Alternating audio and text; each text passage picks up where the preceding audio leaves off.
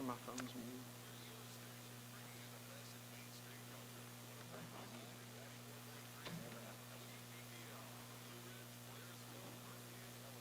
Good evening and welcome, everybody. At this time, I'll call our December board meeting to order, and I'll turn the floor over to our superintendent, Dr. Gwadney.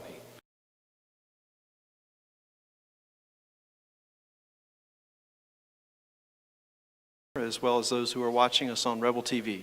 Thank you for being a part of our meeting this evening. For item number 2, our invocation, I'm going to turn the floor over to Vice Chair Terry Bramlett. Mr. Bramlett. We're honored to have Boy Scout Troop 32 from Epworth, Georgia here with us tonight. Scoutmaster David Lewis is going to offer the invocation.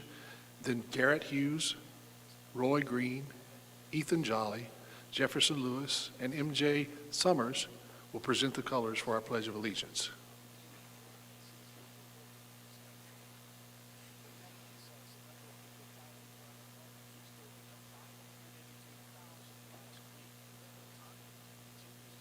Our Father, we're thankful, Lord, for this day, Lord, that you've made gifts, God. We come with a thankful heart today, Lord. We come asking you, Lord, to watch over us and keep us, Lord. We pray, Lord, thankful for the Board of Education and the teachers and staff that look after and care for our children and keep them safe every day. Lord, we pray, Lord, thanking you for the boys that are here tonight that are going to present the colors. Lord, we're thankful for them, and we're thankful for the organization that they represent in those timeless values. God, we ask, Lord, that those decisions that have to be made tonight, Lord, we ask, Lord, that your will would be done and it would be pleasing in your sight. God, Lord, we finally come to you thankful, Lord, for all that you've done for us. And Lord, we ask, Lord, that you'd continue to watch over us and keep us during these uncertain times. Lord, we ask these things in Jesus' name. Amen. Amen.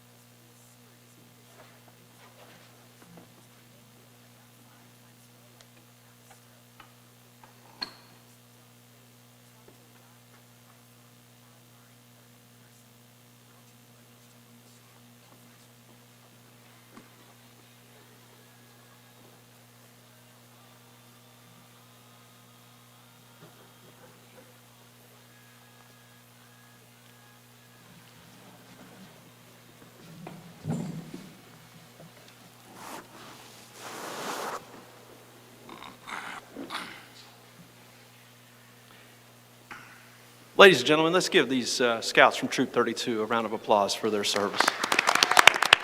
Yeah. Okay, thank you. Mr. Chair, our next item is agenda item number 4 is to approve the consent agenda. This consists of 2 parts. A is to approve the agenda, and B is to approve the minutes that are posted from the previous meeting. We'll go ahead and open those up and scroll them on the screen.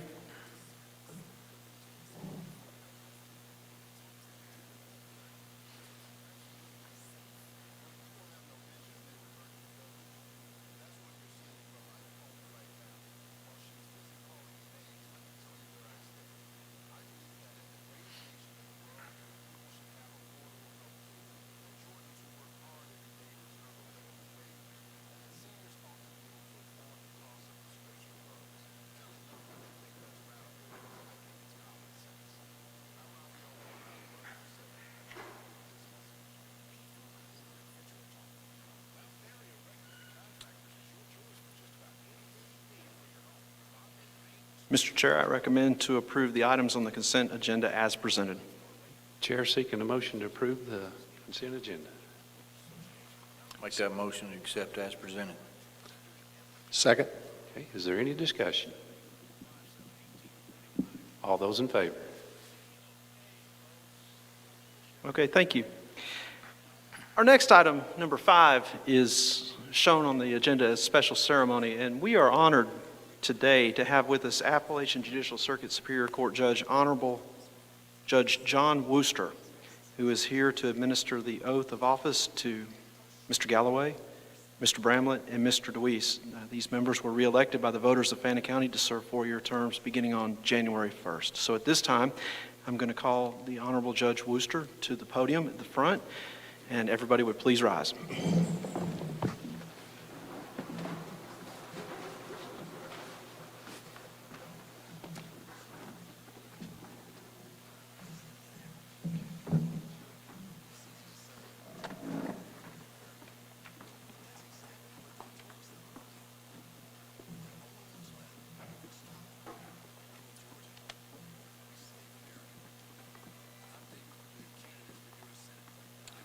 All right, before I begin the oath, I want to thank you for inviting me to be here for this evening's board meeting. I'm John Wooster. I'm a Superior Court Judge for the Appalachian Judicial Circuit. For those who are not familiar with the Appalachian Judicial Circuit, it's made up of 3 counties, Pickens, Gilmer, and Fannin counties. I've been fortunate to have had the chance to work with Fannin County Schools for a long time. I started back in the 90s as a parent attorney and a child attorney working with the school system. In 2000, I was appointed an associate juvenile court judge. In 2004, I became the circuit's chief juvenile court judge. And in 2016, I believe it was, I was named one of our circuit's 3 superior court judges. And this system has been known to have strong leadership, a strong core of teachers, a reputation of being innovative and creative. And when I was asked if I would be willing to administer the official oath of office to our 3 board members, I was actually very honored to have this opportunity. So again, I want to thank you for allowing me to participate in this. What I'll do at this point in time is I would ask you to raise your right hands, put your left hand on the Bible. Judge, can we be seated? Yeah, please be seated.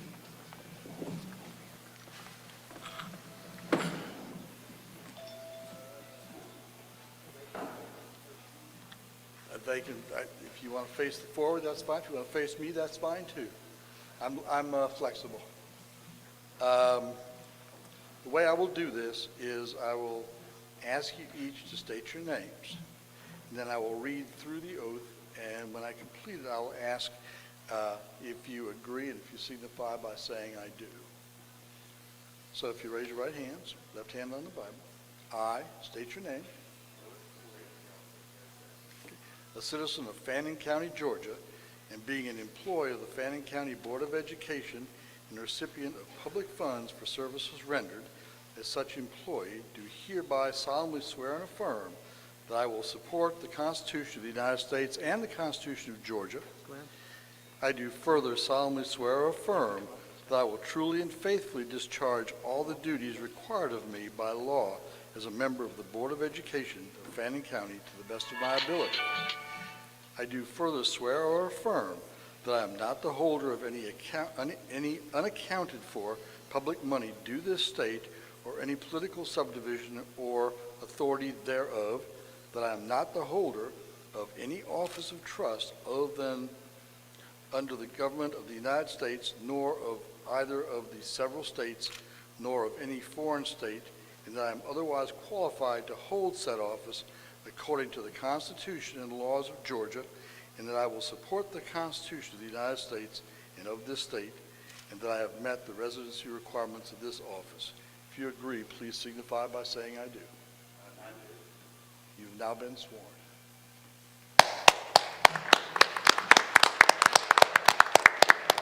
Yeah. Thank you so much, Judge Wooster. And if board members, if you'd like to introduce your guests that you have that held your Bible for you, Mr. Galloway, do you want to say who you had present with you this evening? I had the pleasure of having my wife, Amanda Galloway. Mr. Bramlett?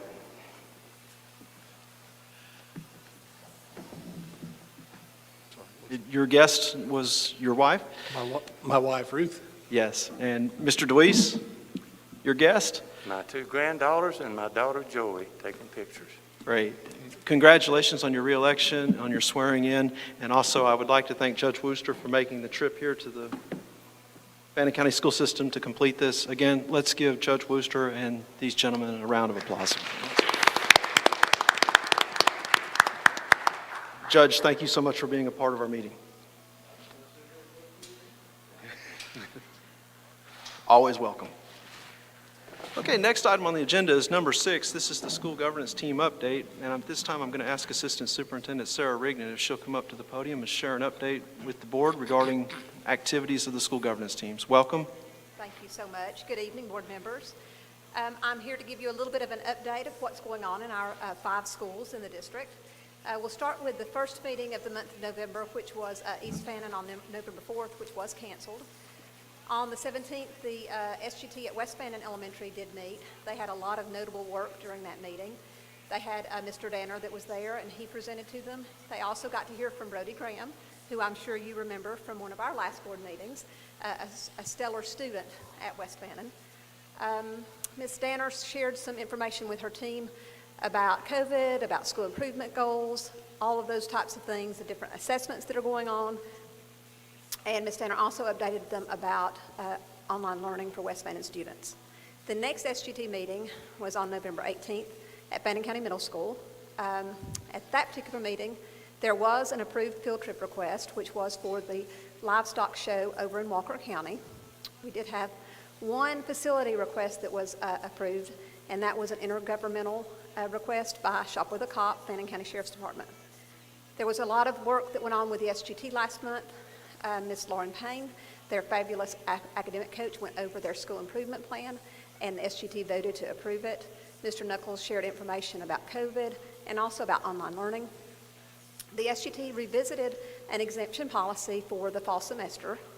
After a fairly robust discussion, the team decided to survey their faculty and staff about the semester exams, and the results of the survey were presented to the SGT and set for final approval. And so they did choose that a student who had a grade of 80, a final exam grade of 80 or higher, would be exempted from the final exam. Mr. Knuckles also shared an extracurricular update. The next meeting was at Fannin County High School. There were a couple of fundraisers. There's 3 on the next page too, Mr. Inslee. The cheerleaders had a couple of fundraisers, also FBLA and basketball, which were all approved. There was also a request for a field trip for the band to perform in the McKaysville Christmas Parade, and also a livestock show for the CTAE. There were several things that were presented at that meeting as well. Mr. Henson presented a lot of information about extracurriculars. Ms. Collish shared about winter online learning plans. They also talked about the difficulty of kids moving from face-to-face to online, back to face-to-face if students went back and forth too many times, that they were losing a lot of progress. Dr. Ramsey also gave the facilities update. They talked about last year's SPLOST wish list for Fannin High, and Mr. Terry Flowers, which was probably a fantastic presentation. He addressed their SGT about the welding pathway, and so it was absolutely phenomenal. The SGT really enjoyed hearing from him and seeing the projects that his kids are taking part in at the high school. The last one was Blue Ridge, which did not have a November meeting scheduled. They actually meet very soon. Well, actually, they just met the first week of December. That will show up on our next meeting. So does anybody have any questions about the work of the SGTs? Fantastic. I'm looking forward to local board training next week at your board retreat, where we will have our annual charter training. Dr. Lynn Plunkett will be giving that training to you through a recording while we're at West Fannin. Thank you. Thank you, Ms. Rigdon. Item number 7 is school happenings, and at this time we're going to welcome West Fannin Elementary School Principal Allison Danner. She'll come to the front and share an update with the board.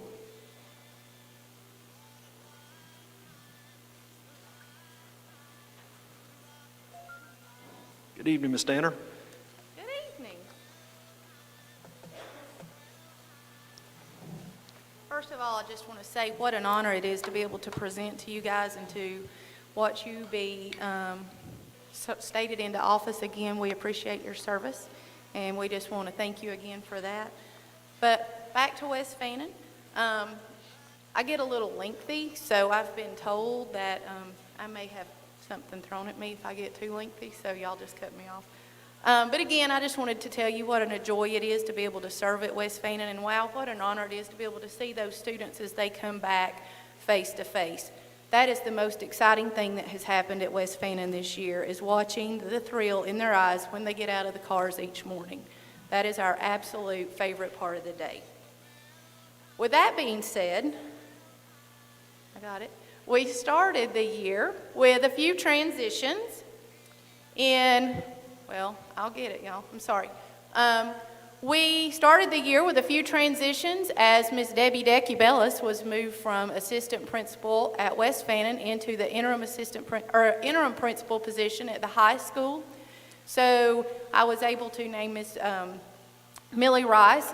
She was welcomed as interim assistant principal, and although she was new to the position, she definitely is not new to West Fannin. She served previously 18 years or plus at West Fannin in various positions, so she is a huge asset to us in all realms, but absolutely phenomenal at the OLL and helping in any situation that arises, so I appreciate that.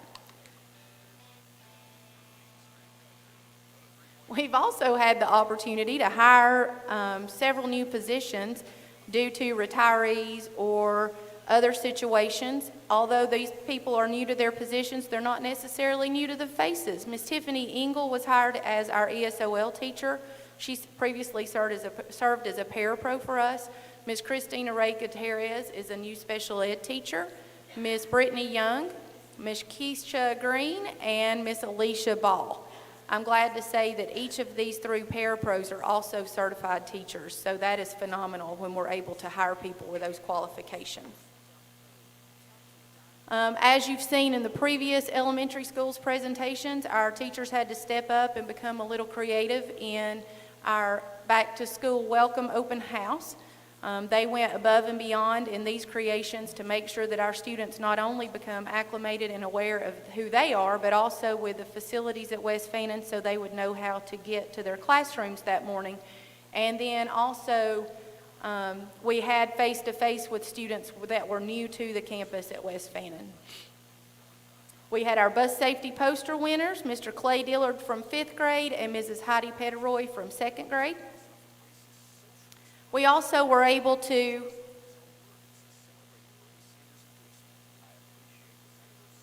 go back.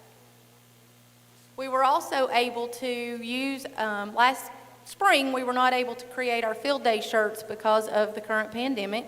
However, Ms. Shofie reached out to our sponsors and they wanted to go ahead and fulfill that sponsorship.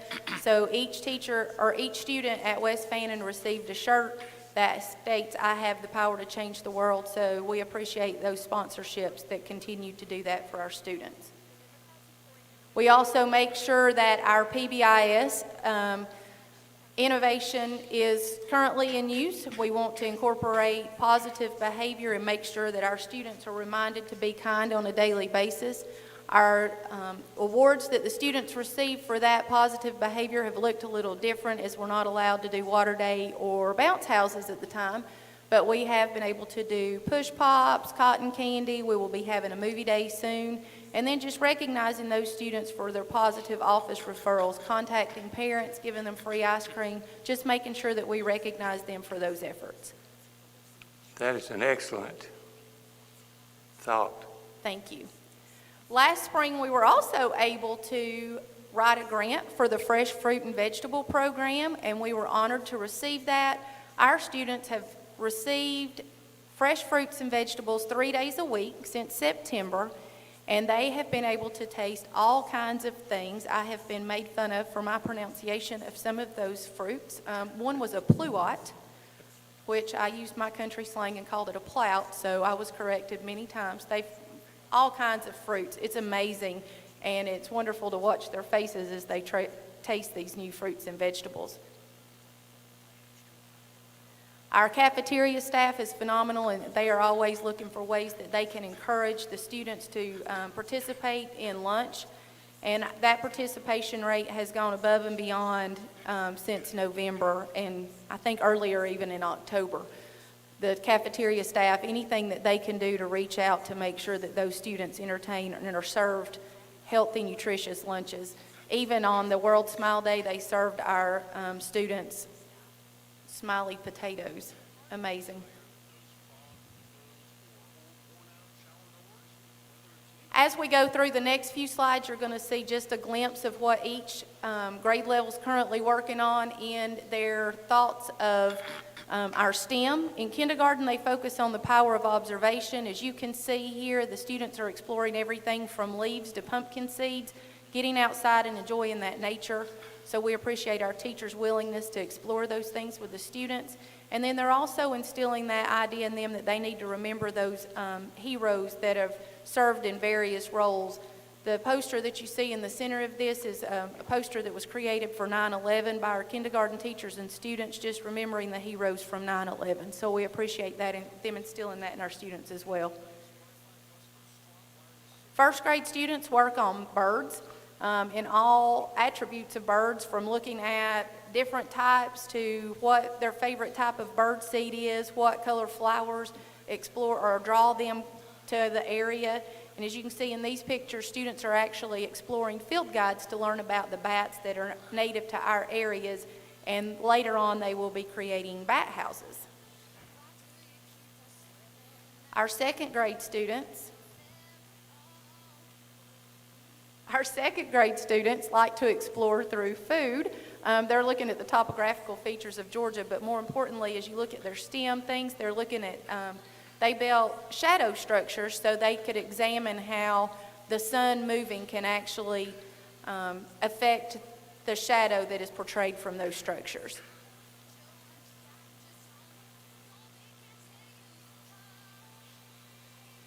Third grade, their biggest component for STEM is looking at the apple orchard. I was out there this spring and I was so excited. We actually had some of our first apples on the apple tree.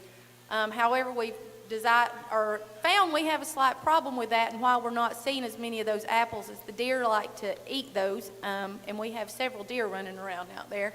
So they're currently researching and trying to design a fence at minimal cost of how we can protect the apple orchard. And as you can see, they're also working to integrate technology into the classroom. So thank you, third grade teachers. Our fourth grade students were able to participate in a project with Ms. Mitchell, Dr. Line, and Ms. Kim Patterson. They are actually researching barn art and then using the skills they have with geometry and measurement to design and create those barn art structures that will be displayed throughout the school. So we again appreciate the use and time that Dr. Line dedicates to West Fannin. Our fifth grade students, the pictures you see, they're very involved with nature. That part is the flowers. That comes from the ETC Pollinator Park that Ms. Pace was rewarded at an ETC Ignite grant. That park is absolutely beautiful. I hope when y'all do your STEM or your board retreat next week, maybe you can visit it. And then Mr. Bruce Good comes out and helps our students with the Georgia Stream, where they work on bacterial water testing of the stream that we have on our campus. We also want to give a huge shout out to the 4-H Extension Office agent, Ms. Rachel Wasserman. She is the most energetic lady I think I have seen from the 4-H office. She is phenomenal and keeps those students inspired and encourages them to learn, so we appreciate her. Just wanted to give a shout out to her as well. And I know y'all have heard about Miss Kim Patterson, but she is phenomenal. This is just a glimpse of what goes on in her classroom. As you can see, the students of all age groups, from kindergarten all the way through 5th grade, are learning about the different types of robots and how that coding can be used to program the robots. Hopefully so that will continue their learning when they get to the high school and work with the Lego Mindstorms. So a shout out to Miss Kim Patterson. And we would not expect anything less, but a special congratulations to her as she was named one of the fiscal year 2021 Georgia STEM Scholar Award recipients. So she received $500 to go towards STEM education at West Fannin. In our MAD lab, that's music, art, and drama, Mr. Ben Sexton is absolutely great. I hope you've had the chance to watch some of his productions. Last spring it was The Lion King. He's currently working on preparing the students for a production of Fiddler on the Roof next school year. And we just received word that he has actually been awarded a START grant where he is going to incorporate drumming with our students for $10,000. We just received knowledge of that today, so we are very happy for him. He also went above and beyond to become innovative about a way that we could reach out to our veterans, because that's just something that we feel passionate about and know that they deserve our honor. He looked at and reached out to Miss Marcy Harper, who is one of our hearing impaired teachers, and she worked with him to teach the students about Grateful to be an American, which they then recorded. He recorded each of the classrooms and then spliced that to make a video. So if you've not been able to see that from the West Fannin YouTube page, you need to take a look at that. We appreciate Mr. Ben's efforts in that. Just to keep things as normal as possible for the students, they were participating in National Red Ribbon Week, where they were able to dress up all week long for various reasons. I just want to highlight that one reason. The little boy down here dressed up as a lineman, and we know from the past hurricane that we need to recognize those individuals as heroes, because they certainly work hard during those trying times. Our Fundraiser Fun. Our parents and students went above and beyond to meet the expectations of what were handed to them for this school year. So Ms. Rice and I did everything we could to incorporate some fun. We went to the Ag Barn and dressed as pigs and kissed Maze the pig. So we appreciate those students letting us play with their pigs. And then we also dressed up as hot dogs, and we allowed the students to squirt us with mustard and ketchup, which was really messy, but it was quite a bit of fun. And then we recognized our top 3 sellers. For Halloween, Ms. Shofie and Ms. Hubbard from the Media Center worked diligently to make sure that the parents and students remained involved with Halloween. It was hard for our parents to grasp that they were not going to be able to do trunk or treat, so we had a pumpkin decorating contest, and then we were able to create a walkthrough so the students were able to have a parade and trick or treat. And I'm quite certain that due to the support of our parents that the students went home with more candy than they ever have in years past. Again, our Thanksgiving tables looked a little empty as we did not have parents, but as you can see on the look on our students' faces, the cafeteria staff did not fail with providing a nutritious, wonderful, delicious meal, and the students enjoyed just spending that time with their classmates. And again, last but not least, our facilities update. Of course, we have to give a shout out to SPLOST because we know all the fantastic things that it does for us in our community.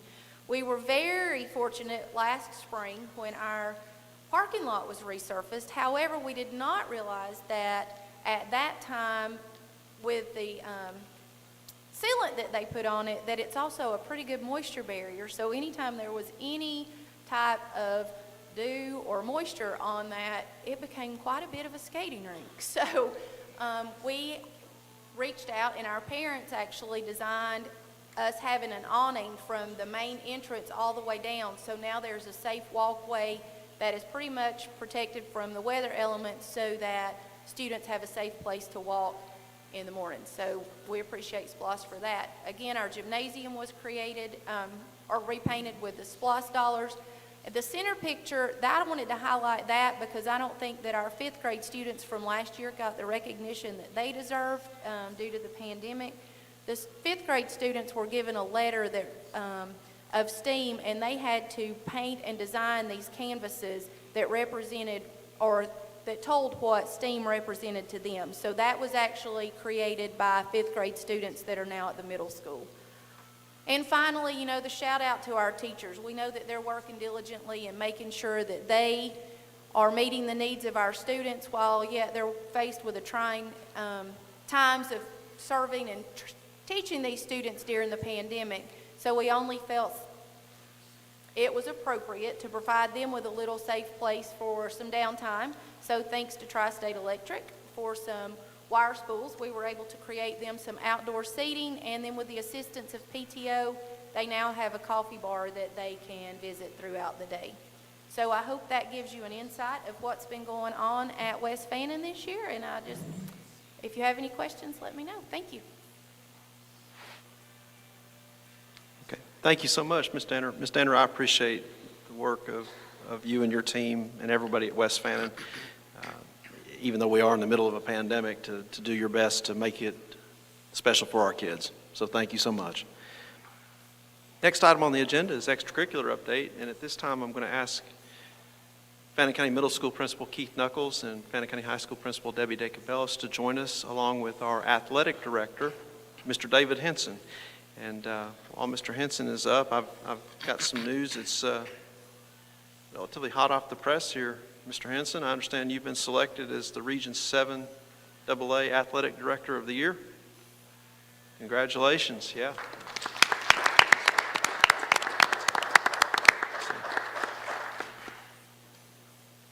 Well, first of all, I want to say that award, I'm humbled and truly honored by that award, but the reason I want everyone to know and understand, my feeling is it's because of my signature line that includes Fannin County and the work of our student athletes, coaches, and community that allows me to be recognized as someone that's a part of that program, so I'm very thankful for that. I also want to take this time really quick to thank the board and the superintendent for your leadership during this uncertainty that has allowed us and our students and our athletes to continue to participate in the sports and the activities that they so love and are such an integral part of their educational time there at Fannin County schools. I also want to thank the coaches and the players for their diligence and their hard work that has made my job much easier, and I get to stand and brag on students in the midst of the uncertainty and the adversity, the successes that they've seen. And then I also want to make sure that our community understands how appreciative we are for their support and their encouragement, providing for the needs of our program, whether it's through SPLOST or whether it's through giving or other participation in fundraising efforts. It is truly encouraging for me to see the excitement that Fannin County has for our athletics and for our student athletes. And I know that we all get to be a part of that. So I just want to, again, say thank you for your leadership during this time. So now I get to the part that I really enjoy. I get to brag on students. I first want to start with the middle school, Mr. Knuckles and this. And I want to talk about the participation level, because something that it's not just about the successes, but it's giving our student athletes opportunities. And at the middle school here in our fall semester, we have competed in football. We've had students participate in cheer, cross country, volleyball, softball, and other middle school sports that we've already started with wrestling and with basketball, but along with band, chorus and other aspects. And Fannin County Middle School has 267 students that were involved in a fall sport or band. I love that number is as high as it is, and I think it would be even higher, but I know that there were some a little bit uncertain about things and maybe withdrew, but the opportunity was there. We had 152 that were part of a sports athletic team roster, 80 girls and 72 boys, and 115 that participated in band at the middle school, with some of those actually helping us out on Friday night as they come up and work with Mr. Barnstead. But our winter sports, that is our wrestling and our basketball, currently has 81 rostered athletes. But we also add to the cheerleaders that are a part of that as well. So when you add that, we're closing in on 100 athletes for our winter sports. So that is exciting. But now let's talk about the success. And this is where I love seeing pictures of the smiling faces. And if you see nothing else, you see the trophy, but the smiles say it all. When we see there, Coach Simonton and the 8th grade football team advanced to the league championship, and they finished as runner-up in the Mountain Athletic Conference. We also see that our cross country with Coach Davis and Coach Barnes, both our boys and girls having an amazing level of success, where our girls won the league championship. Our boys finished second in the league, but they had one runner that had such a dominating performance. He won multiple races throughout the year, and I'm excited to see, as they transition into high school, the foundation that has been set there through that middle school program. Our volleyball team also won the Mountain League championship, so they were at the top of that, and that was even, with a loss or two in the regular season. But when it come to the tournament, they had developed and worked together as a team, and Coach Hallmark did a great job there. And I also want to brag on our softball team. They were not in the league championship this year, but the competition level and the development that program has seen over this past year with Coach Farr and with Coach Helton doing that, I am just so excited about those girls and the development and the level of competition that they were able to get to. And now that our wrestlers are off to a great start, our basketball program is doing a great job. Our 7th grade boys are undefeated right now. So with what our coaches and players, the work and the effort that's being put in the midst of the uncertainty, it allows them to do what a student needs to, is recognize they're a normal, functioning aspect of their school experience, and they can kind of put the rest behind them, and I'm excited about that. So now I get to move on to our high school, and let's talk about the participation there. Again, in the fall, we have football, cheer, cross country, volleyball, softball, and we also have esports.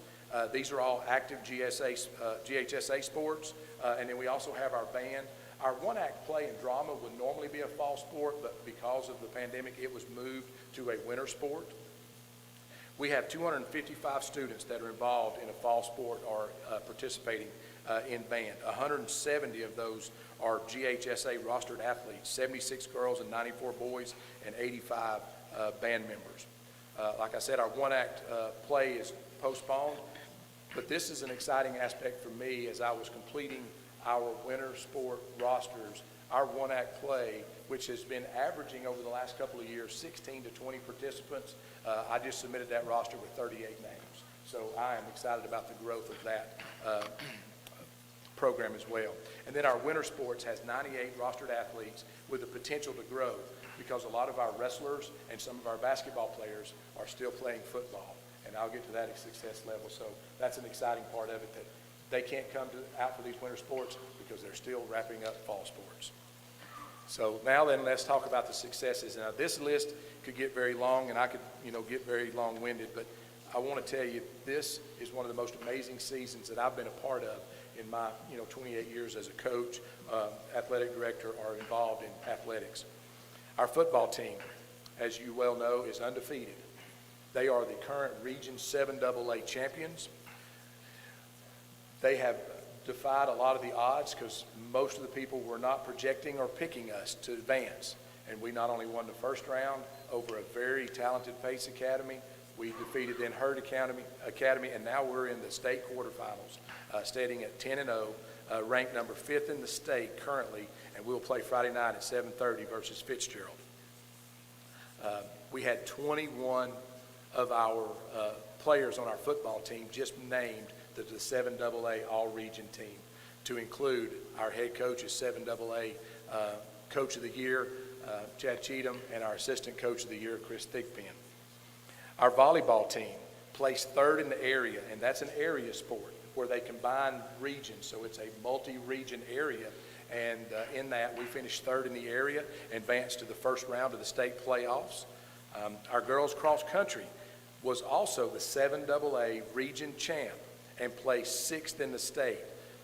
Individual, Carly Holloway, won the region and finished 6th overall. And I'm going to tell you, this is a young group.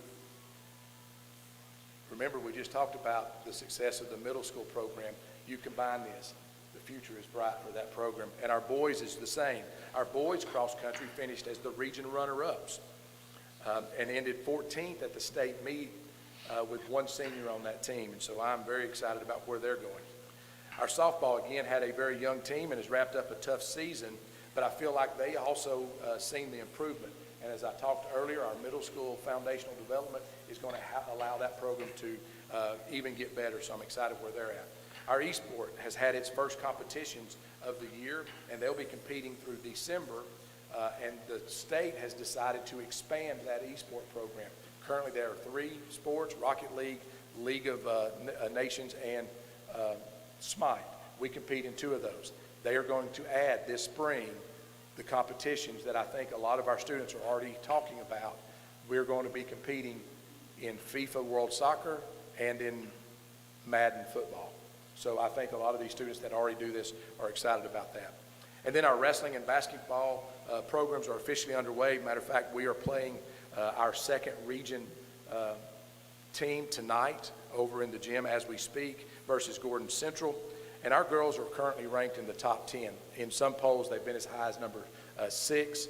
We're excited to see, how they progress through this season. And our wrestlers are also preseason ranked in the top 5 right now. So we're, again, to say that I'm excited and overjoyed, but I know that it is at the behest of hard work and effort on the behalf of our student athletes, our coaches, and our community. And I'm, again, thankful for the opportunity that they have to compete at this high level. And as you can see, they are doing just that. And they are representing Fannin County with the highest level of not only our academic pursuits and in our athletic pursuits, but as a community. And they wear that uniform proudly. And I'm very thankful that I get to, again, at the end of my name, put Fannin County High School Athletics. So thank you for that. So. Thank you so much, Mr. Henson. And Mr. Knuckles, congratulations to your athletes and your program at the middle school, and Ms. Decabellis to you as well. And appreciate that. Next, item number 9 is district health update. And so we're going to ask our Director of Applied and Integrated Instruction, Mr. Lucas Roof, if he'll join us at the podium and share an update with the board.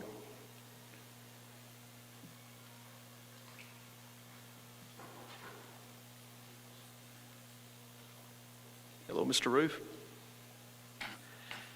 Dr. Guadney, I don't think that's quite fair to put this after the great presentation that Ms. Danner gave and then the great presentation that Mr. Henson gave. I don't know if that's fair. But it's a reminder of what we are dealing with, because this is the reality of not only the school system, but our entire community and state, nation, and the world. So I do think it just emphasizes the miraculous work of the faculty, staff, kids, to make everything that you just saw happen while dealing with this. So we'll come back to reality here a little bit, Mr. Roof. That's absolutely right, though. I mean, that's where we're at. We're working hard to keep our students safe and throughout what we're dealing with. And so we have had a few changes when it comes to the guidance and the regulations that we follow from the Department of Public Health. The quarantine information change. So before, if we had a student or if anyone was exposed to COVID-19, a known exposure, before, under the old guidelines, it was a 14-day quarantine from the date of last exposure. Well, recently, I believe it all came into effect sometime around, I think it was the 3rd of December. It changed to a 10-day quarantine period. So if we have a student at this point that is exposed, then it's a 10-day quarantine period from the date of last exposure. However, there's a few caveats to this. I believe it's a little more complicated than it was before, but we're doing what we have to do with it and doing a great job with it. One of the things is if a student goes in for a COVID-19 test after 5 to 7 days of exposure within that frame and can produce a negative lab result, then they may return to school after a 7-day quarantine period. So we now, we have that little caveat that we deal with. And then at the bottom, this was something that we had to make sure that we follow as well. It says, talks about student athletes. And student athletes who end quarantine after 7 or 10 days, that should say day 7 or day 10, can return to practice if they adhere to mitigation measures.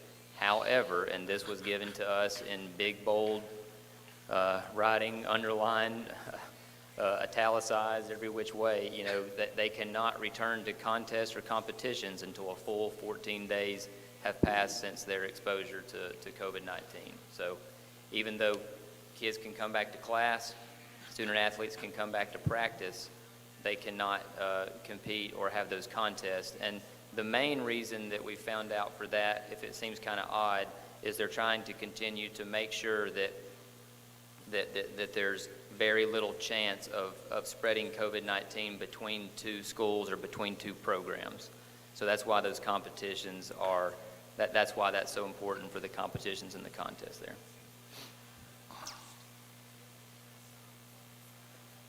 And then the same thing, that same kind of stuff follows for the personnel decision. Again, here we're deemed essential workers. However, now we kind of have under different case-by-case situations with our employees. We have an assurance page that they can sign to stay at work as long as they're asymptomatic and have not tested positive. Or under other circumstances, they follow into that same category as the students, where they would have the 10-day quarantine or the 7-day quarantine if they produce a negative lab result within that 5 to 7 day window of exposure.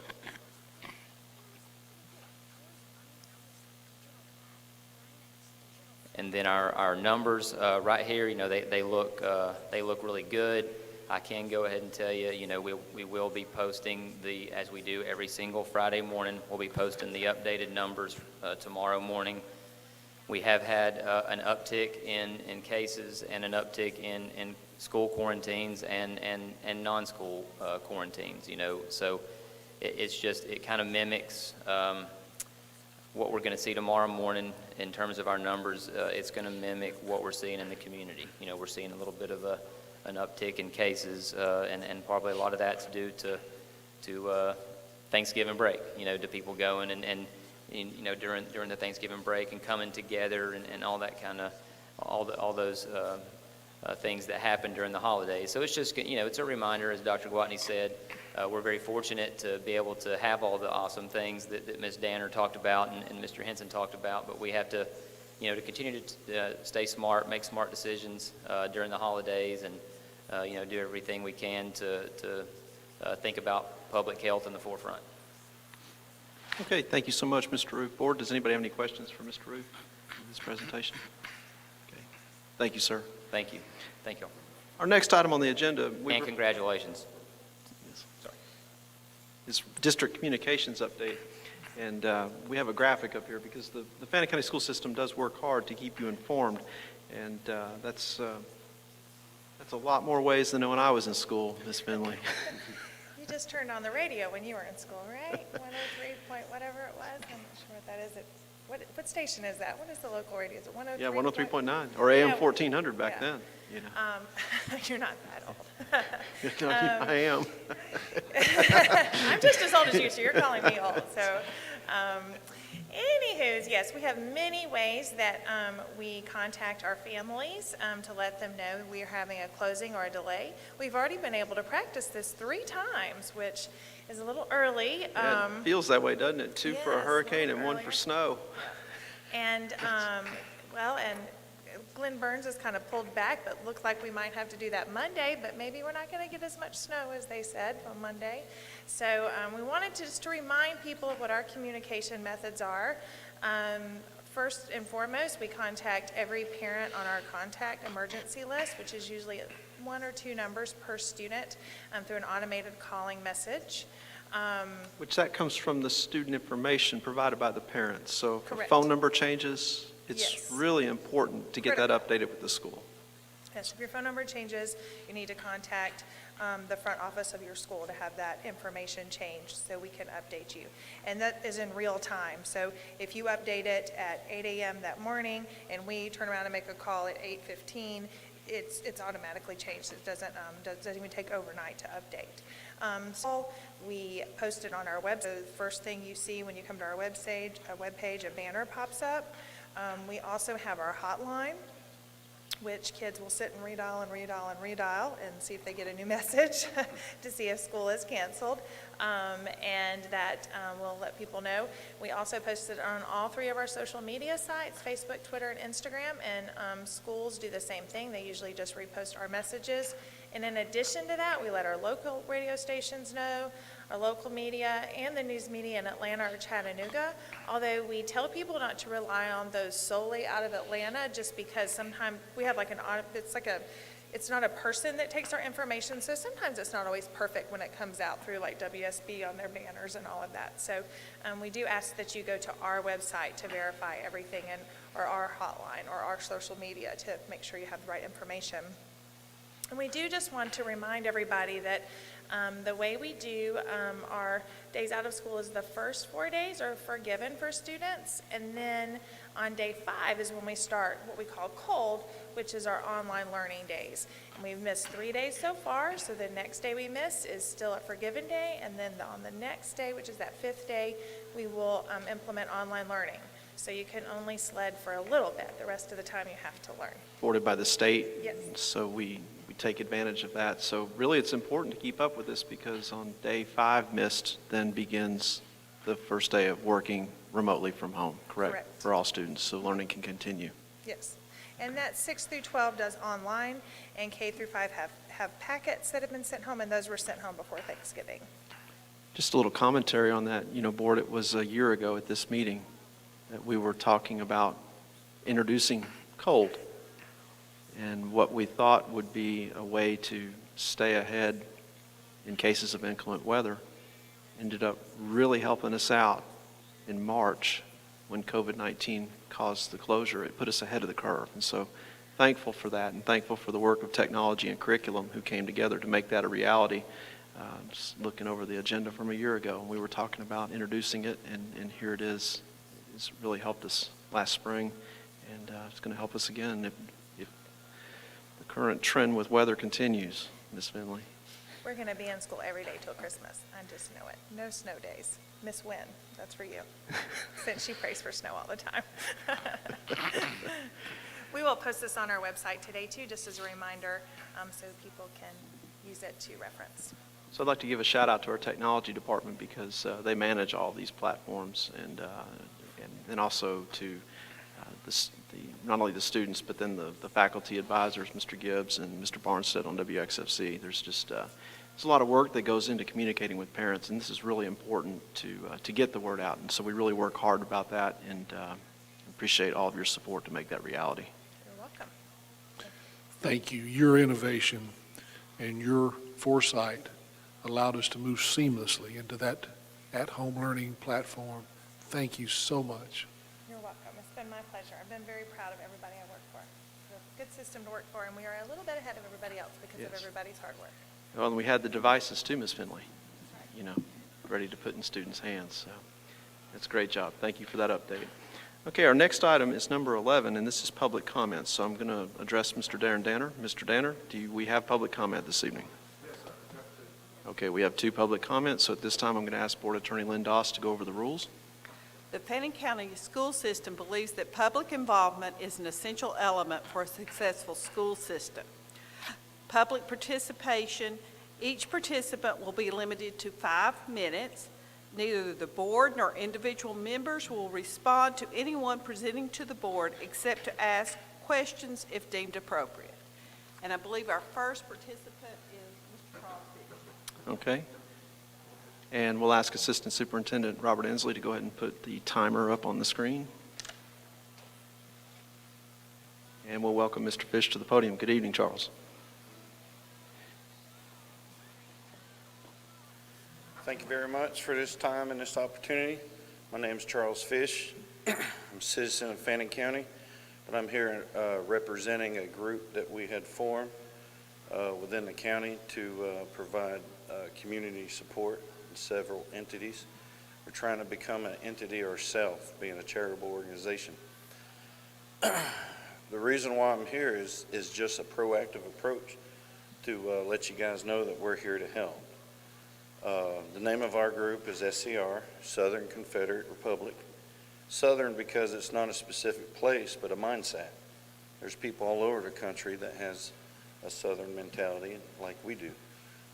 Confederate because we want to educate, teach, and support our way of life. We also defend it as well. And of course, Republic because we stand on the Constitution and Bill of Rights as written. We are Americans first, and we do love our country. We love our community.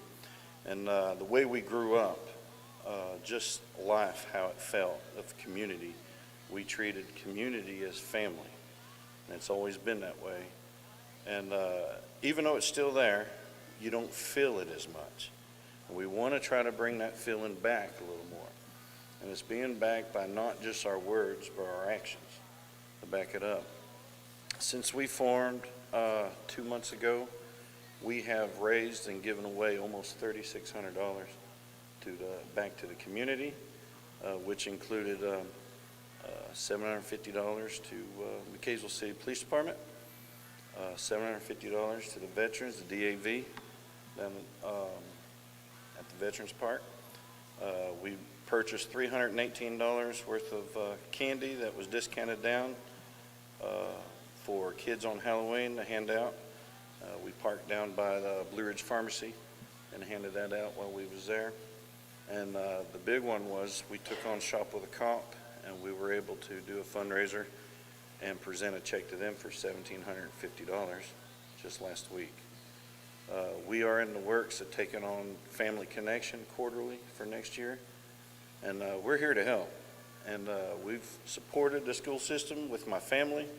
I come from the class of 1991, and it took 17 years before I had a child to come into the school system. But in 1997 is when I purchased my first home and started supporting the school system through our property taxes. We believe that community is family, and we're here to help. We ride every Saturday. We try to ride every Saturday. We are riding this Saturday as well. We ride through McKaysville, Mineral Bluff, Morganton, and Blue Ridge. We do that for awareness, and our group is growing.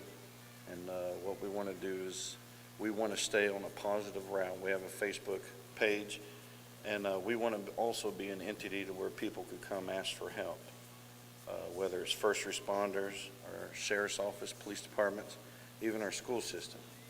Personally, myself, we have supported a quarterback club, several cheerleader events, several things with the band over the years. My daughter graduated last year. My son graduates next year. And I have a youngest daughter that will be entering the school system in a couple of years herself. We're an active supporter in the school system, and I believe that that's important in our community. As part of our community, we have a sense of responsibility to take care of our schools. And this is a proactive approach to let everybody know that we are here, we are organizing, we are a charitable organization, and our bylaws are being written as we speak. We have our own mission statement that's already documented.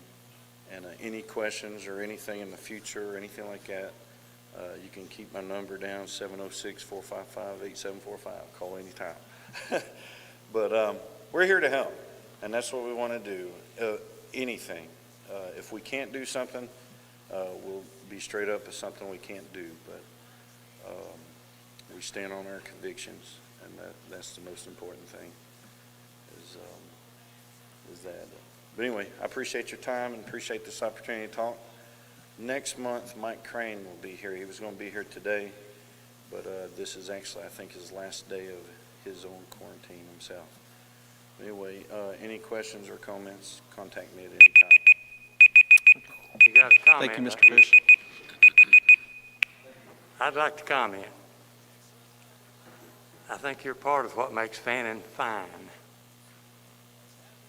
What's that? It appears that you are trying to help make Fannin County fine, Yes, or add to the fineness of Fannin County. Yeah. We thank you. yes, I appreciate that. The next individual that signed up to speak, I believe, is Ms. Suzanne Cruz, that was, her topic is identified as COVID. Okay. And thank you, Mr. Fish, and welcome, Ms. Cruz. Good evening.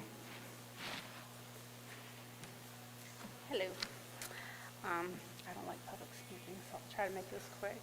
My son had to quarantine at the beginning of September. He was out for 2 weeks with my husband who had COVID. He and I both then also got COVID, and we were out.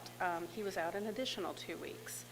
And I actually work in the medical field. I work with COVID patients, watched patients die. Nothing has been more aggravating to me, though, than having to deal with my son and the school system and the response to COVID. And I feel like we are smarter than what we are putting on paper and doing.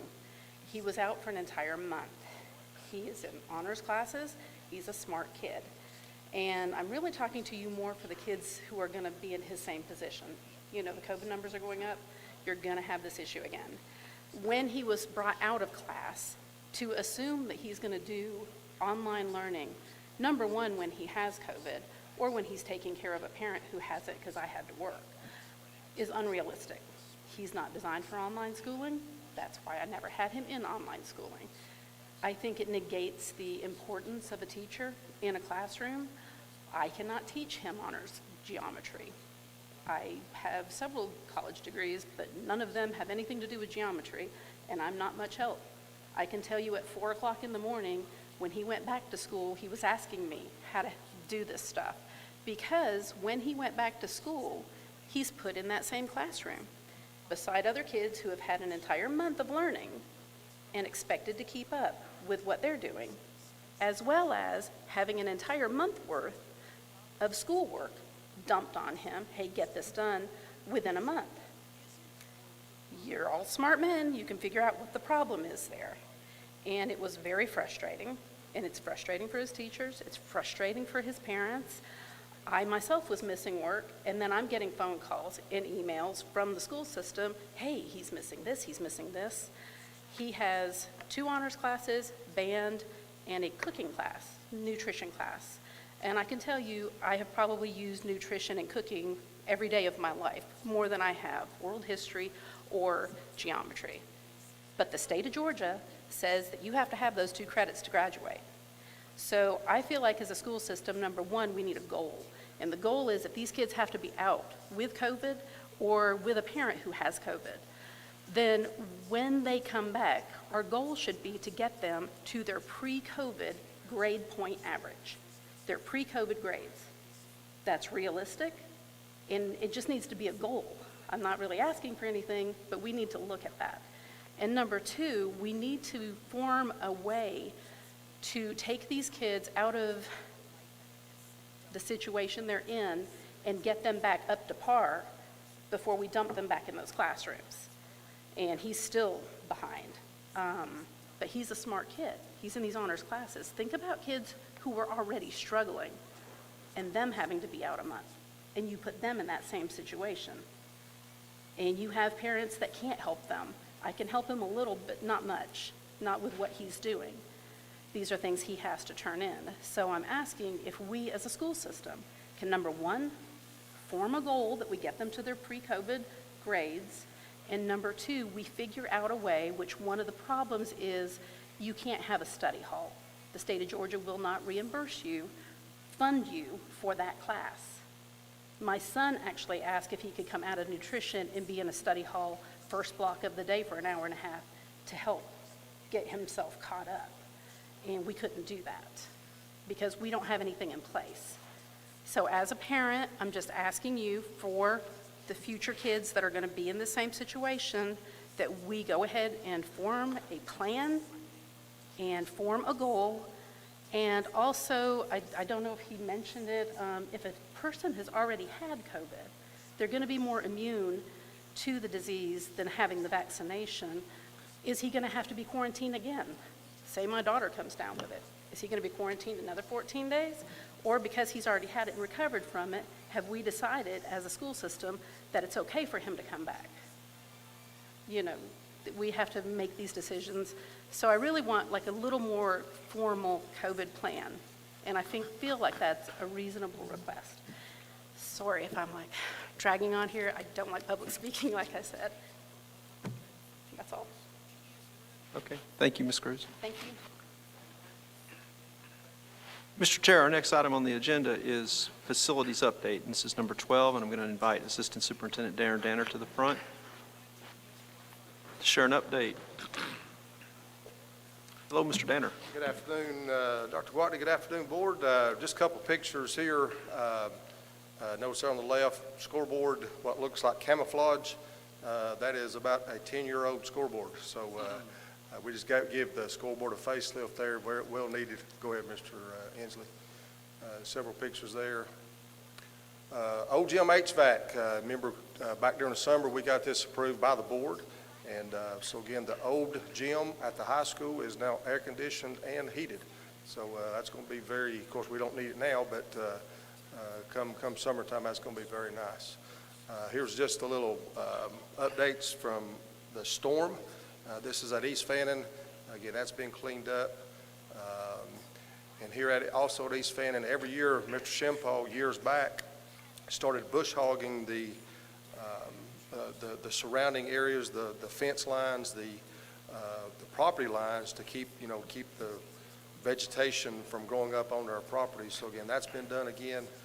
We've got West Fannin, East Fannin, and the middle school has been done, and then Blue Ridge and the high school will be done over the Christmas break. So again, that just helps out tremendously there, keeping our facilities looking nice. That's just several pictures of it. Middle school again, there's actually a finished picture of the fence. The last picture y'all seen of the fence wasn't finished, but again, that's around the back side there.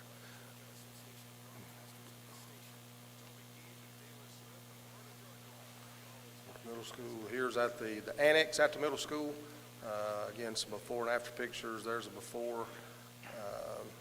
Got it cleaned up. We actually had to hire that out because that was, we had to get a bucket truck here. But again, a lot of things been done.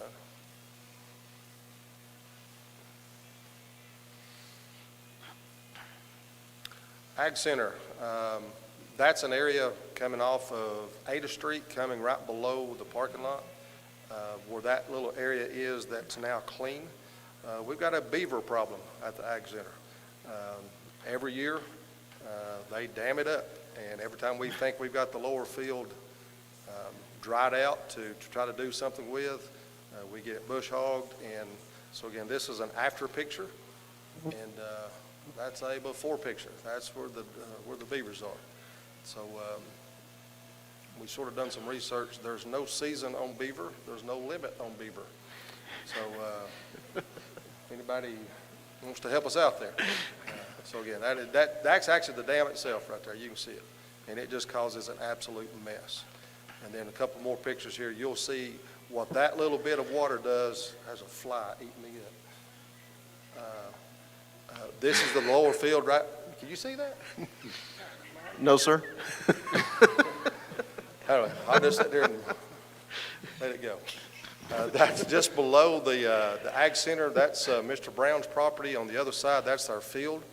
And then notice that big wet area. Again, the beaver dam is up to the left, about 150 yards. Go ahead, Mr. Inslee. And then what you see there is actually the track hole that has the bush hogs. That's how much water is coming from that little creek. So we're going to look at to hopefully get that creek bank actually cleaned up completely from our property. It's not going to be cheap. But again, this is a very ongoing problem. So we've got to get that area cleaned up so we can do some things there at the Ag Center. Okay, thank you, Mr. Danner. Does anybody have any questions about facilities? And Mr. Danner, I was just teasing you. We did see the fly. I hope so. So. And also, about forgot it, since July the 1st, maintenance crew has recorded completion work orders 853. So again, the maintenance crew is doing a tremendous job. Mr. Danner, number 13 is to approve a local facilities plan. And this is a 5-year plan?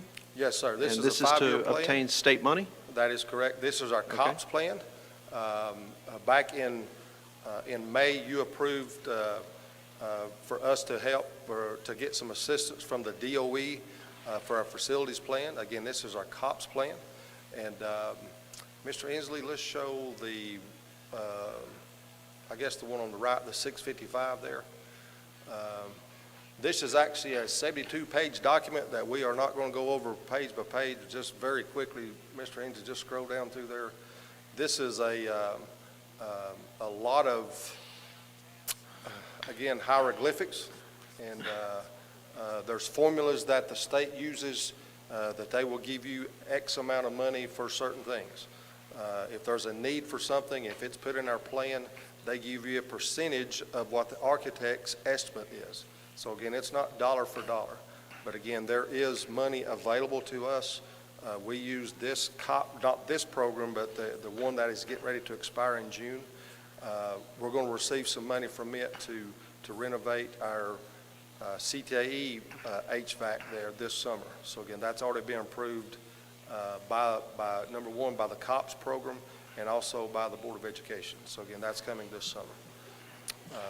Mr. Inslee, you can find. So again, that's I'm not going to bore you with that information.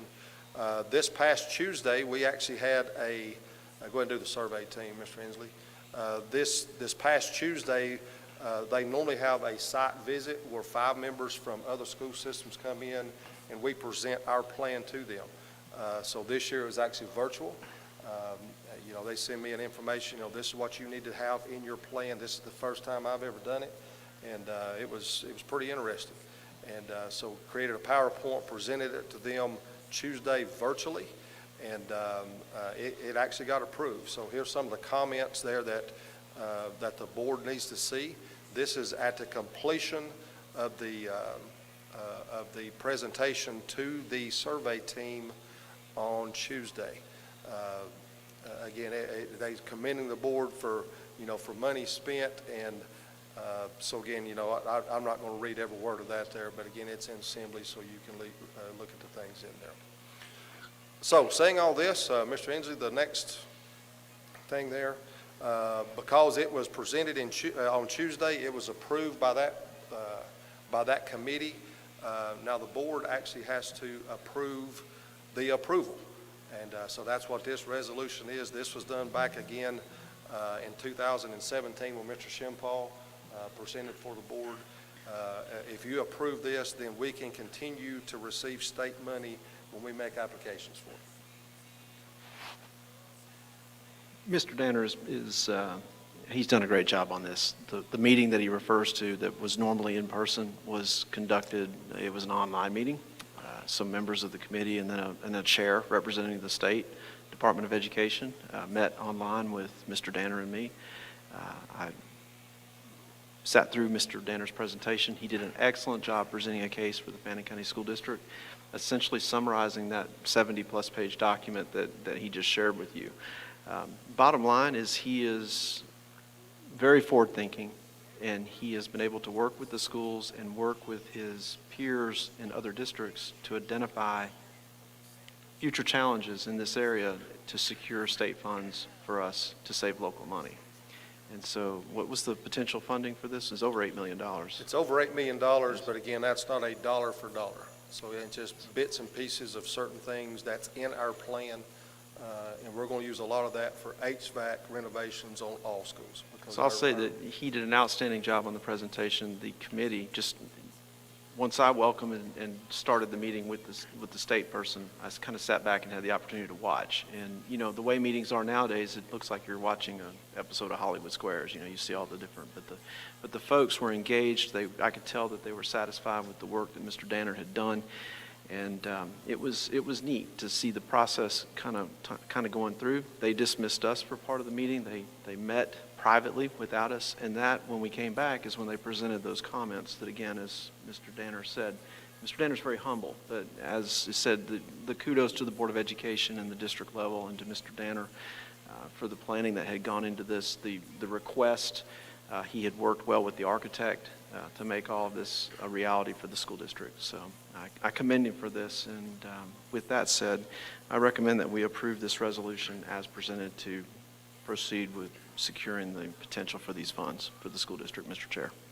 Can the chair have that motion? I'll make that motion. Second. Is there any discussion? All those in favor? Okay, thank you, and congratulations on that, because that was a great deal of work for you to prepare for that. So looking forward to being able to do that in the future for the Fannin County school system.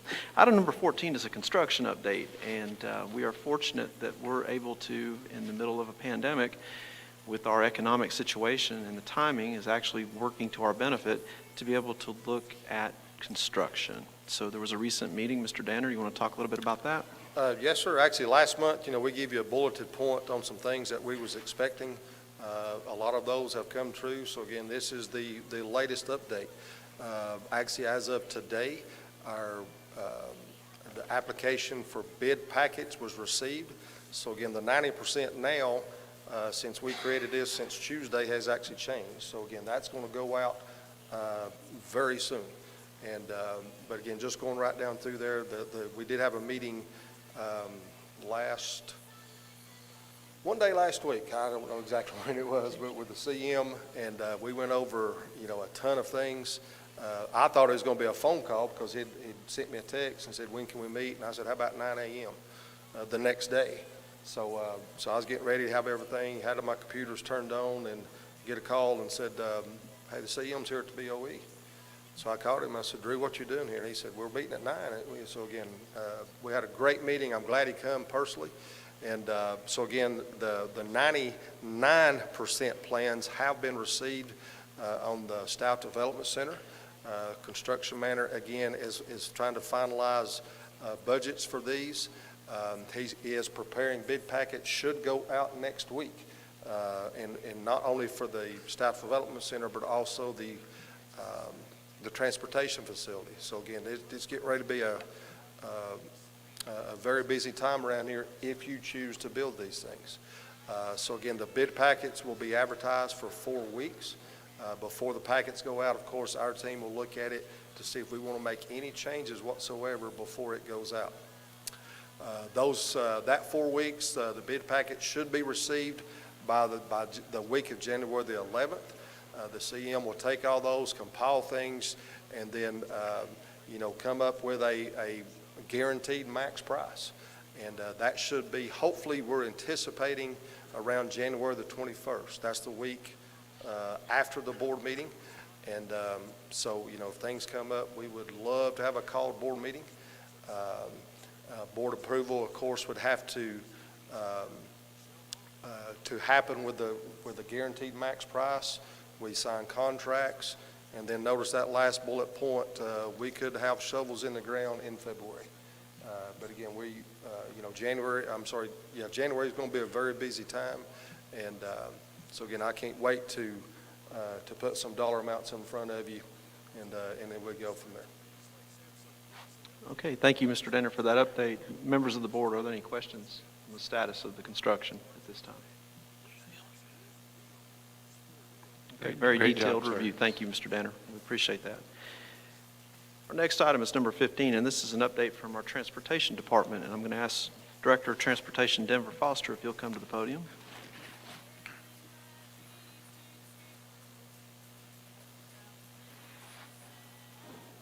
And hello, good evening. Hey, good evening, board. Just glad to see everyone, and again, congratulations on our re-elections of our 3 board members over here. It's great to have you guys back on the board and to support us. Okay, Mr. Inslee's laid this here. Let's see if we can get it to work.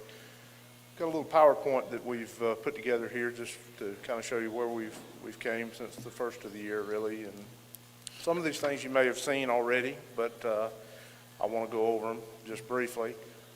One of my initiatives when I became director is I wanted to bring technology into our school bus fleet, and by doing so, I thought it would really benefit our system to bring us up to more so in the 21st century of things. And then we had, of course, COVID came upon us, and which fortunately, one thing that come from COVID was some CARES Act funding that Ms. Rigdon secured for us, and we were able to purchase some much needed couple of much-needed software solutions and a GPS solution for our system. So we're still working on implementing these things as, again, COVID kind of held us back on getting some of the equipment in hand because it was all stuck in warehouses and they were shut down in states outside of Georgia. So everything is in place now, and we're kind of beta testing it, and so far it's been really beneficial. The GPS solution is a really powerful tool. We're able to actually see the buses as they move throughout the fleet or throughout the county on their routes, and answer questions as we receive them at the garage. You know, hey, where's this bus? Or this bus came by and didn't pick my student up. So we have all that information at our fingertips now, and it's very powerful, something we've never had before. So look forward to showing you on one of our board retreats that's coming up in the future. So.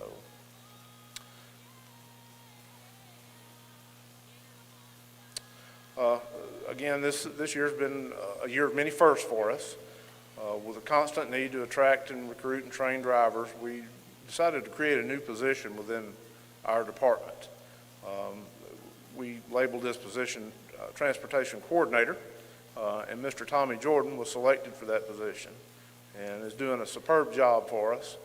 He does our training as well as review of video surveillance and helps the school administrators with that, and also helps with evaluations and fills in the gap where he's needed, whether it be answering the telephone or helping in the shop. He's really a very versatile person and has been a great benefit thus far to our organization.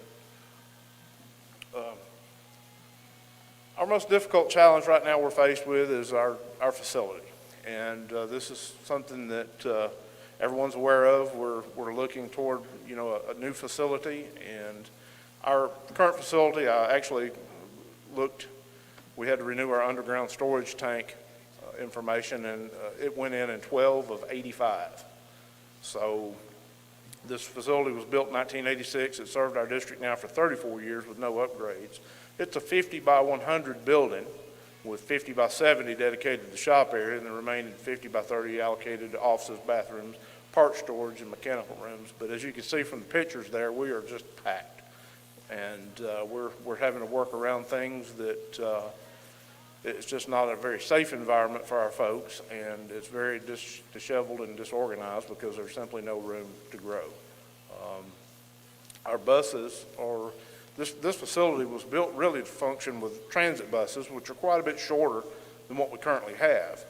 And as you can see up there, we have a pit, and in order to get a school bus in the building and on the pit, we have to leave the doors open. So that can make for some unsavory working conditions for the person in the pit. They have to work in the cold or the heat, and it's not a very favorable location to be in it at all. The pit actually, we have a water issue with it, and has been since I've been here. We have a sump pump located in the pit, and when it rains, it fills up with water on the inside. So the new facility, we've proposed to not have a pit.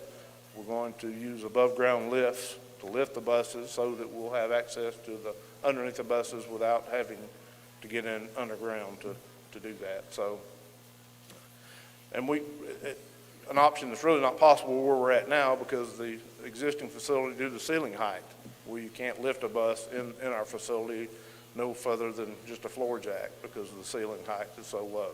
So.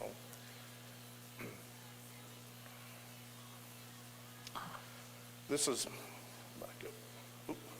I got the back key to work. Okay, well, I'll stop, you go. Okay. There we go. This is another instance here. I took these photos Monday, I guess it was. We have, all our CDL drivers are required to undergo random drug testing. That's a requirement by the federal government to possess a CDL. So we have a third-party drug tester. And drug testing day, this is kind of what it looks like in the shop. They have to occupy a bay and put up this privacy screen so that the drivers can come in and access the drug tester and fill out their information and go to the restroom to give a sample. But this is kind of what we deal with. It's very, it's really not a whole lot of privacy to it. That's the best we can do where we're at, but hopefully with the current plans for the new facility, we'll have adequate space to perform this in a more private setting, a more health-friendly looking setting. Despite our challenges, though, our shop, we still maintain the reputation through the state as being one of the top-tier shops. We're one of only 3 school systems in the state of Georgia. We were the first school system in the state of Georgia to be recognized and awarded the prestigious ASE Blue Seal of Excellence status, and we still maintain that. I myself actually sat on one of the 4 technical slots on the 16-member state of Georgia Department of Education School Bus Specification Committee. So those meetings have been quite a bit different with Zoom. It's like the Hollywood Squares, a little bit different, but we're trudging forward and moving ahead. And actually last year we were going to have the opportunity to go to the National Specifications Committee meeting, and COVID canceled that. So hopefully in the future that'll come back around and we'll be able to attend that and actually have a voice in the nation for what school buses have on them, which will be a really exciting thing. We just had our annual safety inspection from the Department of Motor Carrier Compliance. We actually had a brand new inspector. He had never been here before. He came out of Atlanta. Very nice gentleman, and proud to say that we had an excellent inspection. We had one bus that was placed out of service for an air leak that was very minor. It was repaired and re-inspected while the officer was still on the premises. So being the year that we've had, I can't praise my folks enough. They do an outstanding job to make sure our kids are safe every day. So big congratulations to them. Also wanted to give a quick update on our extended stop arm. These things are working flawlessly. We have cut down the amount of illegal passes quite a bit with these things. I think since they've been in place, we've actually had 2 buses that have had the stop arms run with the extended stop arm. And both instances, the driver actually stopped and went around the sign. So I don't know that you can really expect much more to correct that behavior other than maybe a ticket. So, and we work hard to do that as well. We want our kids safe. We do everything possible to make sure that our children are safe. I've had calls from Rabun County, Dawson County, Clayton County, all concerned or questions about our stop arms and our extra lighting packages that we put on buses, because they too want to ensure their students are safe, and that's something that this board has took the initiative to do, and I'm very proud to say that we do everything we can to keep our students safe, and I thank everybody's support for that. I think that pretty much concludes what I had to say. Despite our conditions, over the 2021 has been a great year. The future is very bright for our school system, transportation department. Past year, we've proven that we can adapt to the most adverse situations and continue to serve the students' needs of our district, whatever that may be. Of course, with food or whatever we need to do, we're there. The projected new facility in our future will help us grow to new levels and continue to be one of the most respected pupil transportation departments in the state. Again, I thank you for your time. I Well have 2 done. comments. Thank you. Any questions? I have 2. Okay. How many of those extended arms do we have now in the system? Currently, we're running 6 of those. And the plan is, I kind of skipped over that for time, but the plan is as we purchase new buses, which we approved to purchase a few meetings ago for some new buses. As those come in, we'll go ahead and retrofit them and move forward with that project to make sure that we're getting more of them out. But our initial goal was to get those stop arms in the most condensed area and the area that we identified where problems were. To begin with, our high-speed roadways are always a concern, obviously 515 and 60 and Highway 5. So those buses that are on those roadways all have those arms on them right now, so that actually make stops on those roadways. So in the future, we'll again reevaluate when these new buses come in as to where we're going to place those other arms to make sure they're the most effective. The other thought I had, did I understand you to say that you know the location of every bus that you can locate it on screen and know where it's located? Yes, sir. I can locate every bus that's in the fleet at any time. I actually have an app on the phone. Dr. Gwatney shares that app, and the other district admin people, as well as our technicians. So if a bus breaks down, all they do is push a button, and it'll take them right to that bus. We can identify when the door is open, when the door is closed, when the stop arm is out, when the lights are flashing. All that's identified on that screen. So it's a wonderful piece of technology. Example is somebody calls and says, hey, the bus didn't come today or didn't stop. Well, we can simply look up and say, we were stopped at your house. We can satellite map it. We can say that we stopped at your house. We had 36 seconds of activation, and the driver evidently didn't see anyone, and we drove on. So it's a wonderful tool. It really is. It's very useful. When we went over to Dade County and areas like that, we can actually track our buses. No matter where they go in the United States, we can track them and see what's going on. So, phenomenal tool. It complements the radio quite well, too. Yes, it does. In Absolutely. terms of being able to see the bus's location and be able to communicate directly with the driver. Right. And Mr. it also Foster helps with the radio traffic, keeping Yes. down the traffic, because if if someone calls in, we don't have to radio a bus and say, what's your location? We know where it is. So, again. I've noticed that too. I monitor the bus radios every morning, and traffic is way down. I know they're using the app to determine those locations and respond to questions from parents. So it's very beneficial. And I also commend you on the communication system. Mr. Foster is very talented when it comes to radio communications, and he has built quite a strong repeater network that supports these buses and communications. A repeater network that, of course, we all utilize, the Transportation Department utilizes, and then also Fannin County 911 is integrated with it as well. So 911 dispatchers can speak to us or buses as well. So it's a great job on that. Thank you. You inherited a strong department from Mr. Benny Long, your predecessor, and I know you worked alongside Mr. Benny Long, and I respect your desire and your ability to take it to the next level. And you've come in and really done well with that.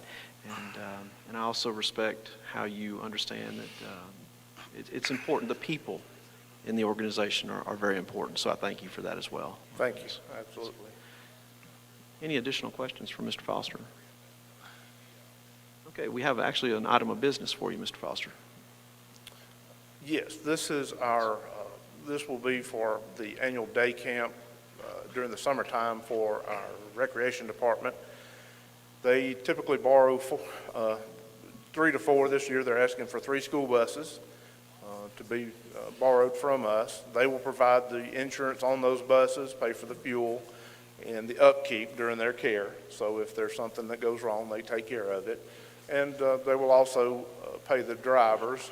That is something that is between the driver and the recreation department. They actually pick our people and use them and pay them outside of the school district funds. Of course, it comes from county funds. So I'd ask that we would consider the request to to loan them 3 buses during these dates in the summer of 2021. And with the updated schedule, the updated dates, that otherwise the terms of this are similar to past requests from county government. County government is our partner, whether those children are in our schools or in county, care. They're all our kids. And so recommend that we pass this request from Recreation Department as presented, Mr. Chair. Can the chair have that motion? So moved. I'll second. Do we have any discussion on this? All those in favor? Okay, thank you. And Mr. Thank Foster, you. thank you. Y'all. Have a great evening. Thank you. Item number 18 is to approve the district financial report. And so we're going to ask our finance director, Ms. Susan Wynn, if she'll come to the podium and share with us an update. Oh, did I skip one? Oh, I'm sorry. My apologies, Ms. Wynn. Mr. Roof, he's on deck. He's ready to go. Thank you, Mrs. All right, so we're going to look at number 17 to approve a request for CTA surplus. And here I am following a great presentation again. So anyway. You do a fine job, Mr. Roof. This is similar to the last request for surplus that I brought to y'all. These are items in our CTAE department. These are primarily related to ag education, agricultural education, and these items are, they're not functioning properly.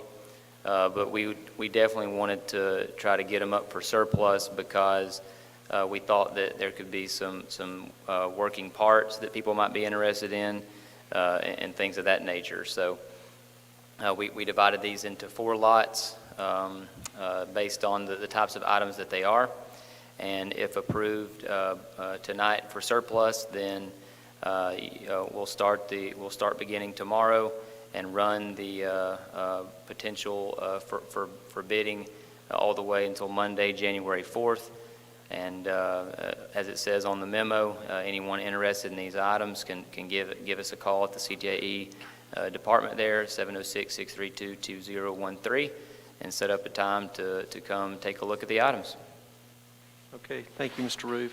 And it's fairly well, it's well laid out, so it's ready to go.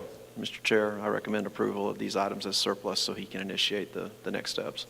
Chair seeking that motion. So moved. I'll second it. Is there any discussion? All those in favor? Okay, thank you, Board. And again, Thank you. apologies, Mr. Roof. That's okay. All right. No problem. Thank you all. Now we move to Ms. Nguyen. Item number 18, approved district financial report. Give a little shout out to Ms. Sisson over here. She normally, when we're back at our office pre-COVID, she sits right here and she very discreetly keeps me on schedule and do a great job. All right, Ms. Nguyen, let's talk about financials. Yes, good evening, Board. This is our October 31st financial report for our general fund. That is 33.33% of our fiscal year complete. Our local revenues are at 14.54% versus 18.41% from the prior year. Our total revenues are 21.95% versus 25.09% from the prior year. And our total expenditures are at 29.58% versus 31.46% from the prior year. That presents our financial statement. And this report is certainly healthy, and we're thankful for that, especially in this time. So, Mr. Chair, I recommend approval of the financial as presented. Chair seeking a motion to approve financials. Motion to approve financial as presented. You have a second? Any discussion? All those in favor? Okay, thank you. And that was local, and now let's switch over to SPLOST. And the special purpose local option sales tax for education in Fannin County is a 1-cent sales tax, and look at that number right there. Ms. Nguyen? We received in November for our October collections $715,042.07. That's 27.8% growth and a new record for our SPLOST collections. And so if you'll note back on the amount that was over 1 million, remember that was the state correcting its error when they caught that. And so this is actually, as Ms. Nguyen said, this is a record collection since SPLOST began in Fannin County. Because This is amazing. We're thankful for this. I know that this board recognizes the chamber for their work to promote economic growth and activity, positive activity in this county. That's simply incredible, especially in a time when so many districts may be struggling. Fannin County is truly blessed, and we're thankful for that. So no approval is needed on this. yes, and we're very thankful for the voters. And I do want to expand on our SPLOST collections. The Revenue Commissioner has let us know that they determine when our SPLOST 4 will stop and our SPLOST 5 starts. So they have conservative projections. So our SPLOST, no matter what our collections are, will end March the 31st of 2021. So even if we collect a little bit more than what we thought, our SPLOST 5 will not start until April. So that's good news. It is good news. And so SPLOST 4, of course, this district is debt-free. We're pay-as-you-go on projects, which means that we will continue to utilize SPLOST 4 money that we have saved and then and spend that accordingly as approved. Meanwhile, the SPLOST 5 collections will build up for the next project. And thanks to the Fannin County voters who approved it previously. Again, we're in a very fortunate financial situation in this county, and thankful for the support of this board, and thankful for the support of the people of Fannin County. Ms. Wynn, you want to tell us a little bit about the SPLOST update, which is triggered anytime a Board of Education collects greater than $5 million in a year. This is our third SPLOST audit because we collect more than $5 million. Mr. Inslee, if you'll just, there you go. So Malden and Jenkins performed our audit for June the 30th of 2020 for our SPLOST dollars. And that is because anytime it exceeds $5 million, you have to have an audit annually. And so that's the Georgia code that requires that audit annually for something over $5 million. And then their performance audit has three goals: to include a goal of ensuring to the maximum extent possible that the tax funds are expended efficiently and economically, so as to ensure that the school district receives maximum benefit from the dollars collected, and to provide an issuance of a report at least once annually that shows that it's been expended efficiently and economically, and to also make sure that at least once annually you publish those reports. So our SPLOST audit is for the 2000 SPLOST resolution, which we have now had for the third time. And then, Mr. Inslee, we can continue and see our SPLOST results. Malden and Jenkins was engaged to conduct a performance audit of the SPLOST program. The audit focused on the school district's compliance with state and local laws and mandates, and the receipt and expenditure of the sales tax proceeds for allowable SPLOST education purposes. The audit covers the year of the SPLOST program from July 1, 2019 to June 30th, 2020.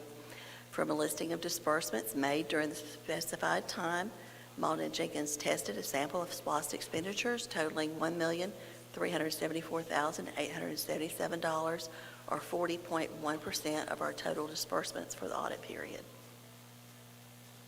And so based on the results of their audit, they conclude that the Fannin County School District SPLOST program is operating in compliance with all of our applicable laws and regulations, the referendum approved by the county citizens, and industry's best practices. And so then, Mr. Inslee, if you'll go to the next, we have actually, and I'll take questions at the end, we have actually the actual audit report.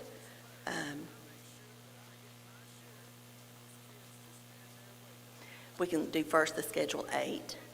This is the Schedule 8, which shows our yearly expenditures. This was published in the newspaper on November the 18th, I believe. I have that date. November the 18th, it has been published in our newspaper as required by law and also required by the audit.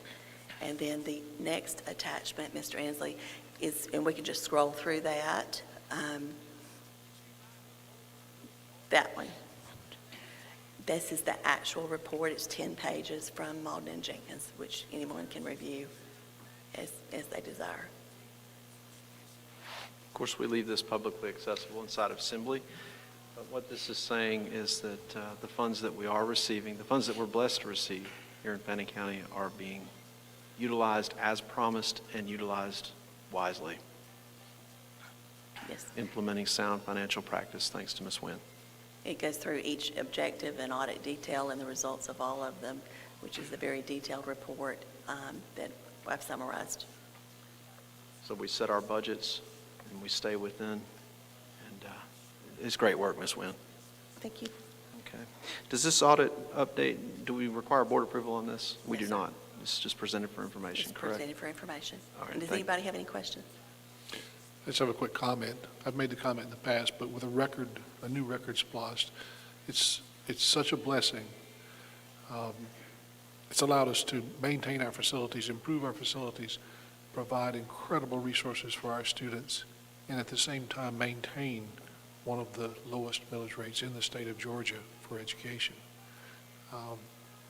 Allowing the people who visit our fair county and our beautiful downtown Blue Ridge and stay in our mountain cabins, and it allows them to participate in our school system, and I'm so very grateful for that. It's just a remarkable program, and we are truly blessed here in Fannin County to have this wonderful asset. We are very blessed. I'm very thankful. If I'm not mistaken, we've rolled the millage rate back 4 of the last 5 years. Is that correct? We have rolled the millage rate back, yes, sir. Thank you. Thank you. It's nice, isn't it? One of the comments I noticed when Mr. Danner was presenting, he had referenced one of our facilities that was constructed in the mid-1950s, and that surprised the committee member because SPLOST also allows us to have the funds available to keep those facilities in great shape, and so we're thankful for that as well. With no bonded indebtedness. No debt. That is exactly right. I'm very proud of that. So, all right. Item number 21 is local board training. We got one right around the corner, I guess, depending on what the weather does, Mr. Inslee. Yes, sir, we're not going to have any snow next week, so we're good to go. That's right, Ms. Wynn, no snow. No snow. That stuff's the bad stuff. So we have exciting news coming for next week on Tuesday. We will have our first board retreat. Of course, our local media is always welcome to join us. And of course, our board members, our board plans to basically be an exemplary board or to pursue being an exemplary board. And they are required to have 12 hours of training and do a lot of other things in documentation, convision, and mission, and all kinds of different things to accomplish that.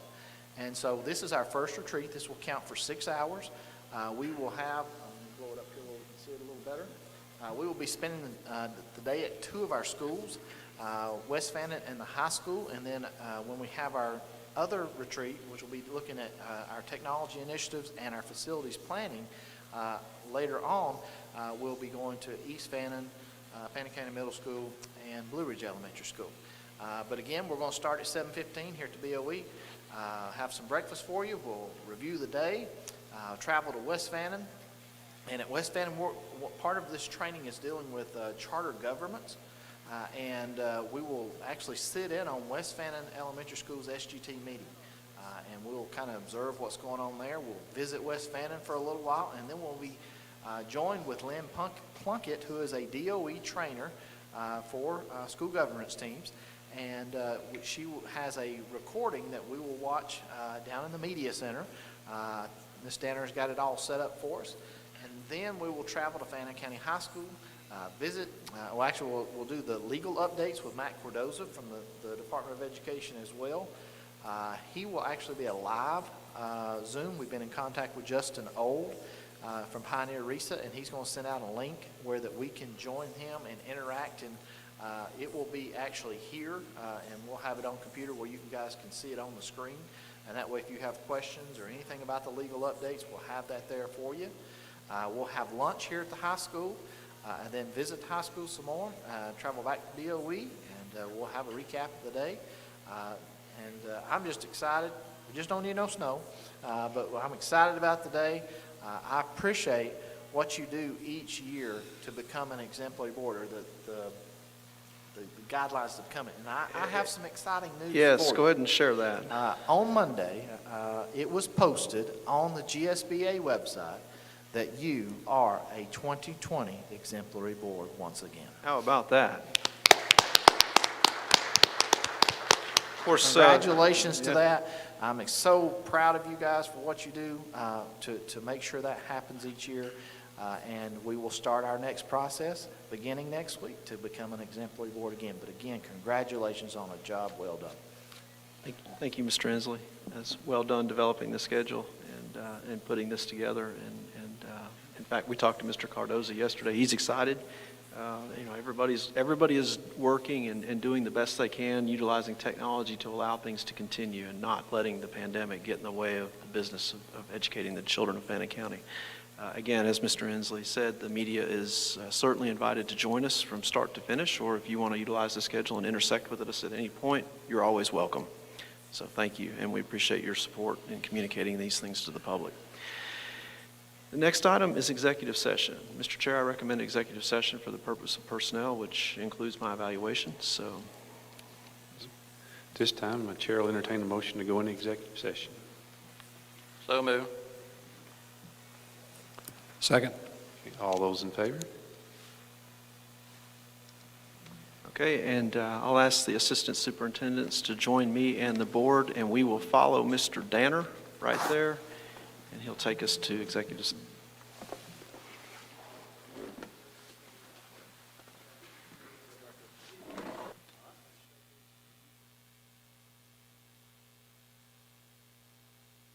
Start that in loop and showcase some of our children while we're gone. We'll be right back.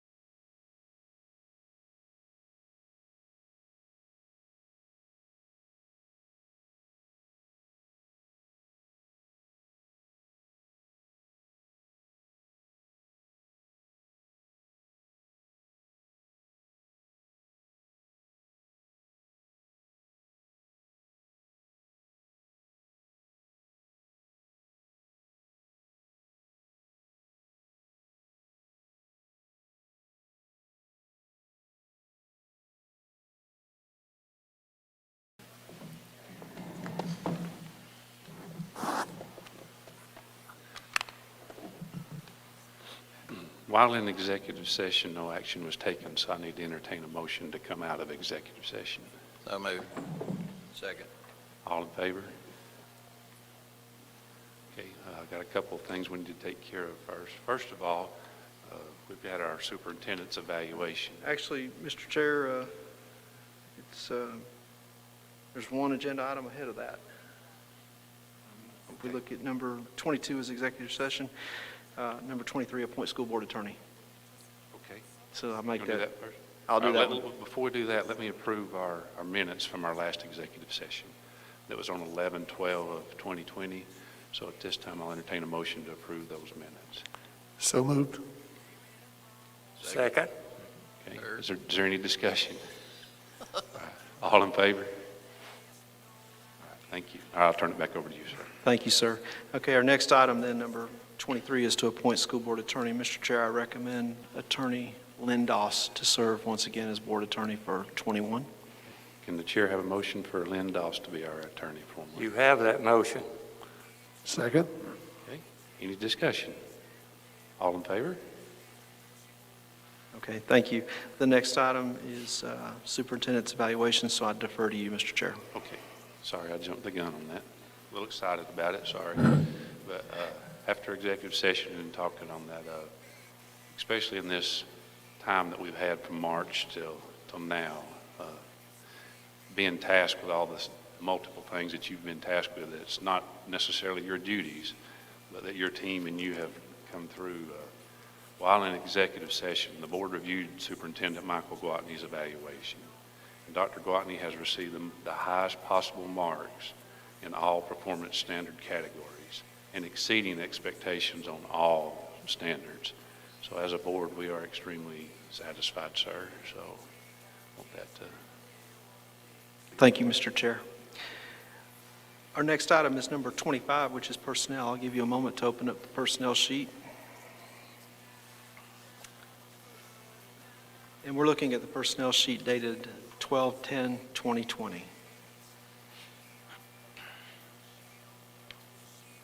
Candy, you ready? Okay. All right. Resignations on this personnel sheet. First resignation is Jeff Kaler, effective date 12/11/2020. Make that recommendation, Mr. Chair. Chair is seeking a motion for that. So moved. Second. All in favor? Okay, thank you. The next resignation is Tanya Birchfield, effective date 12/22/2020. Make that recommendation, Mr. Chair. Can I have a motion for that? So moved. Second.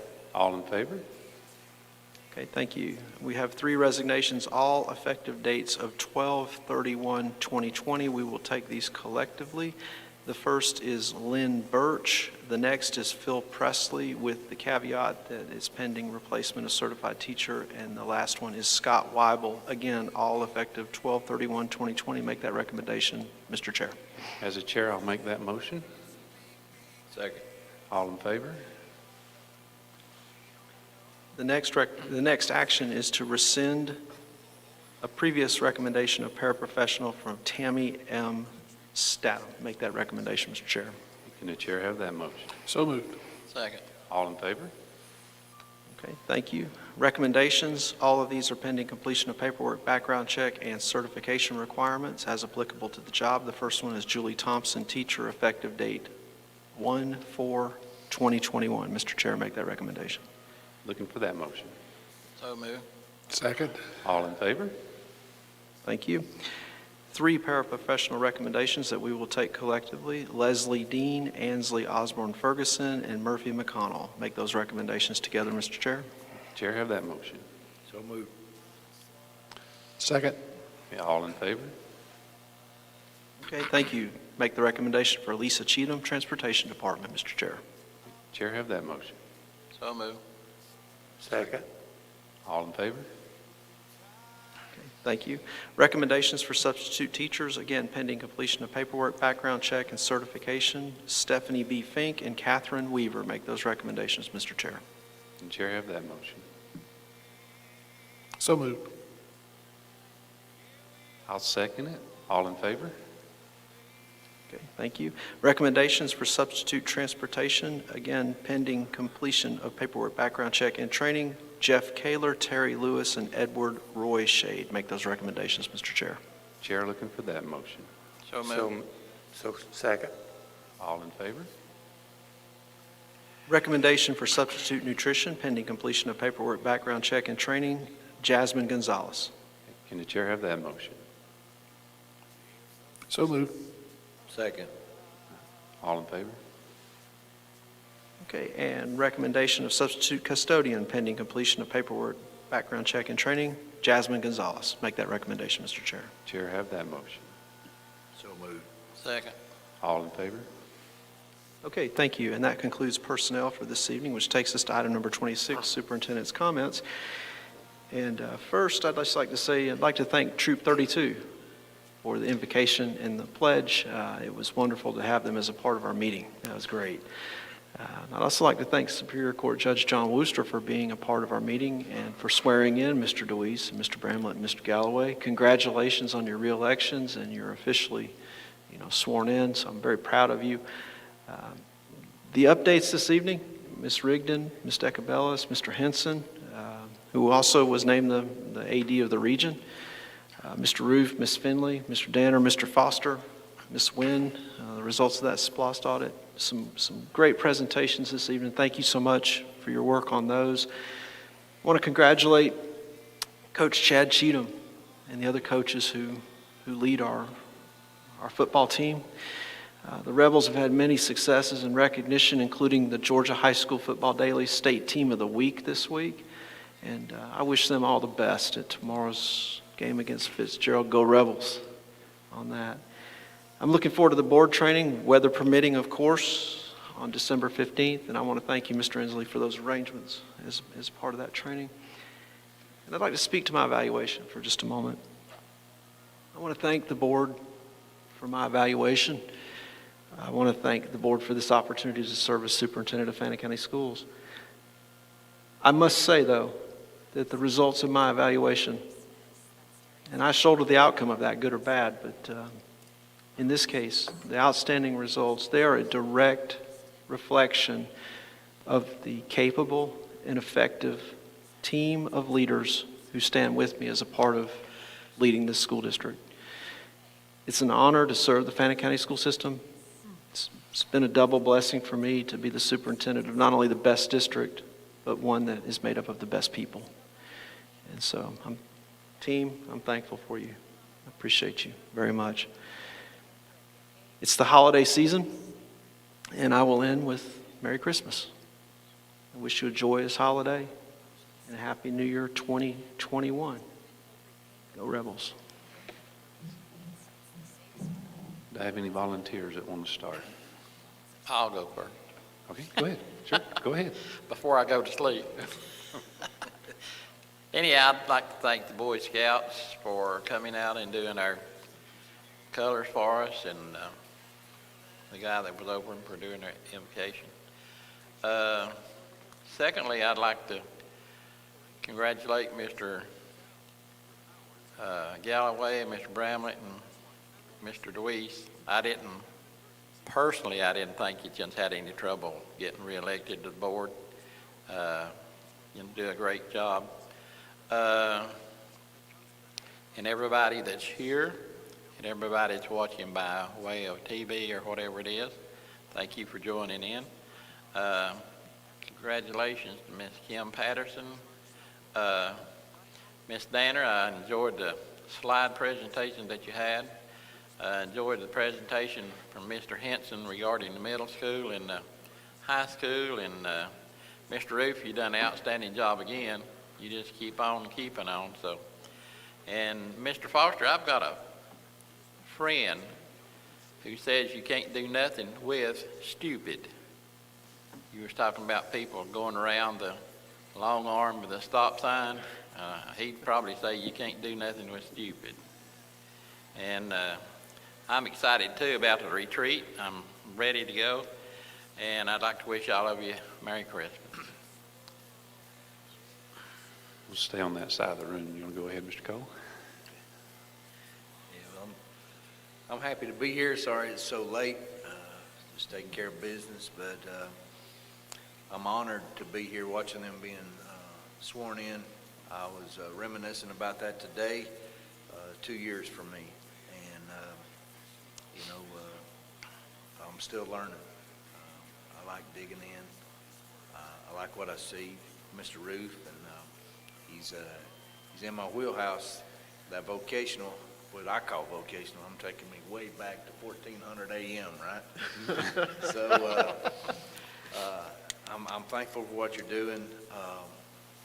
Darren, awesome presentation. Denver, thank you so much for, that's comforting to know all the work that's being done transporting the kids and being able to watch that and take care of them. I can't even imagine the calls that you do get, but I'm thankful for you presenting that and, giving us that comfort. I was thinking about your comment as well as Darren's about the virtual communication that you're doing, and that's something I don't know that we'll ever get past. Because I walked into my daughter's room the other night, and she had Abby on the screen, and she's playing a video game.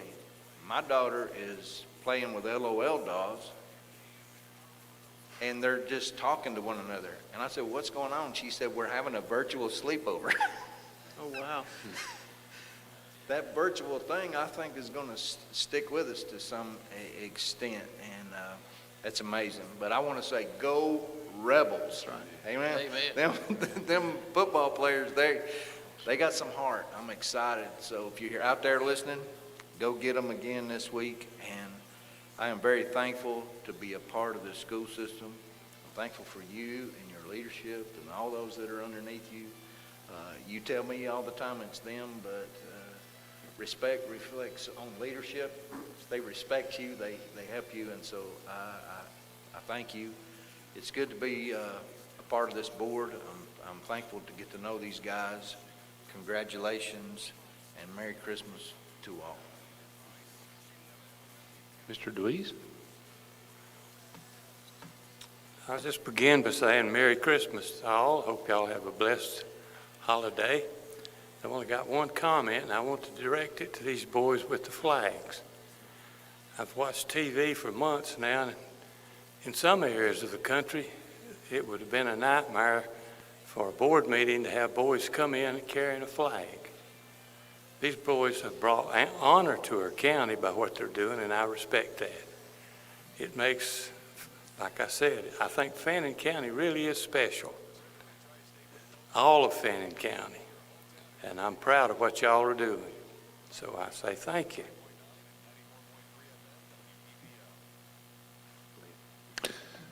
I'd first of all like to respond to Dr. Gwatney's comments. I agree that our successes are a team effort.